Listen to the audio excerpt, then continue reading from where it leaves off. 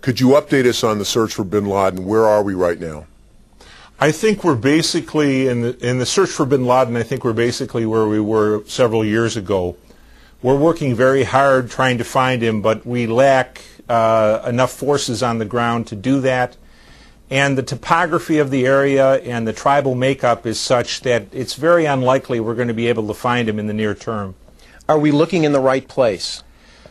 In terms of his location, I tend to think we've spent too much time looking in an area on the southern part of the Pakistan-Afghanistan border named Waziristan. I think he's probably a little bit further north in an area that is bounded by, on the Afghan side, Nuristan and Konar province, and on the Pakistani side, the Bajur Agency. It hosts the biggest mountains on Earth, basically. It's very sparsely populated. And the population that is there is very compatible with bin Laden in terms of their religious beliefs, and they also protect their guests with their lives. So that area would be very secure for him and very inaccessible to the forces led by the United States. Are you saying, in essence, right now we're looking in the wrong place? There are many people in the government who are more up to date on that than I am. I have always thought that Waziristan is a very unlikely place for bin Laden to be hiding, simply because it's much more populated. The Pakistani military is operating in the area. Too many things could go wrong. I think he's much more comfortable in the area we spoke about, in Konar, in Nuristan. And indeed, when he came back to Afghanistan in 1996, he wanted to move to that area, but felt that the Taliban, because the Taliban invited him to Kandahar, that he should move there. But Konar, Nuristan, Bajur Agency in the north have always been his preference. How has he been able to avoid detection and capture for so long? Well, I think bin Laden is one man. We're looking for one man, basically, in the highest mountains on Earth. And I think the President and President Clinton before him did the country a disservice by not explaining to them the topography of the area. Looking for bin Laden in those mountains is an extraordinarily difficult task. It requires an immense amount of manpower and a great deal of technical resources, especially overhead imagery. And at the moment, so many of our resources, both on the military side and on the intelligence side, are drained off to Iraq, and our overhead imagery assets the same way. They're focused on Iraq, not Afghanistan. So it's a very, very difficult job we've given to our intelligence and military personnel. Some of the people that we've talked to today, in addition to yourself, have talked about the couriers, that he may be using couriers now more than he has in the past to help relay his messages to America and beyond. I think bin Laden uses the gamut of medieval communication techniques such as couriers and personal meetings to internet and satellite communications. I tend to think that bin Laden, in terms of his communications capability, is not as isolated as U.S. officials tend to say he is. As long as a satellite can see you, you can communicate with anybody on the face of the earth.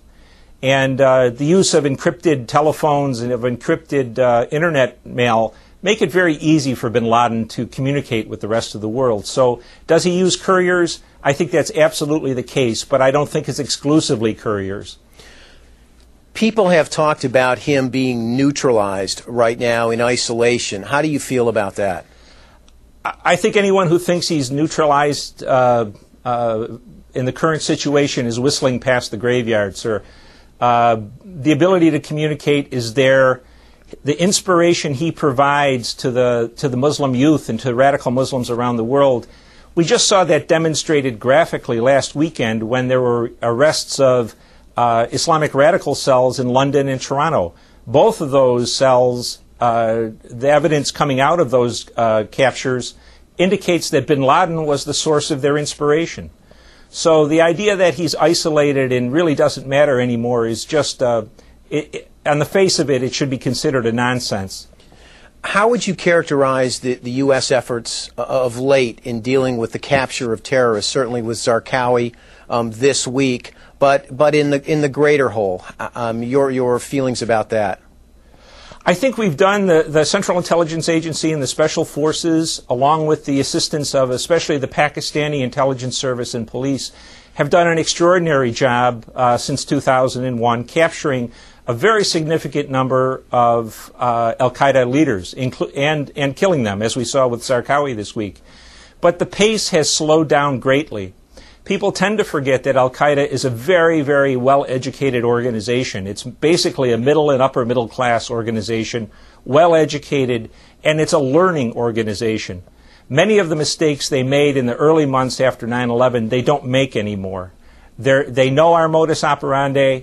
They know how we operate, what we think, and how we behave. And so the pace of captures has slowed down considerably.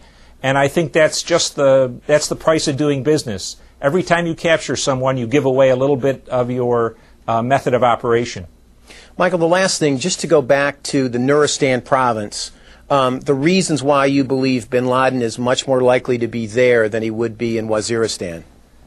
Waziristan is very accessible. There's a lot of travel that goes back and forth there. There's a lot of trade that goes in, smuggling that goes back and forth there. It's fairly heavily populated compared to the rest of the border. It's still a remote area, but not nearly as remote as Nuristan and the Konar Valley. If you look at the pictures, if you know the topography of the north of Nuristan and Konar, the mountains, as I said, are the highest on the earth. There's virtually no network of highways. There's some goat paths, some footpaths. There is no infrastructure, running water, electricity. It's a very remote region and very inaccessible to the United States and its allies.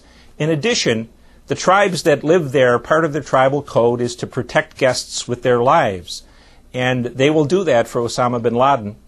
And they are of the same kind of Salafist Sunni Islam theological bent that bin Laden is.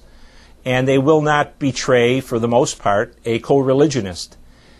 When you add all of those things up and add onto it that we have shifted so much of our attention and our resources to Iraq, if I was Osama bin Laden, and I've watched him a long time, I would feel much more secure in the north than I did in Waziristan.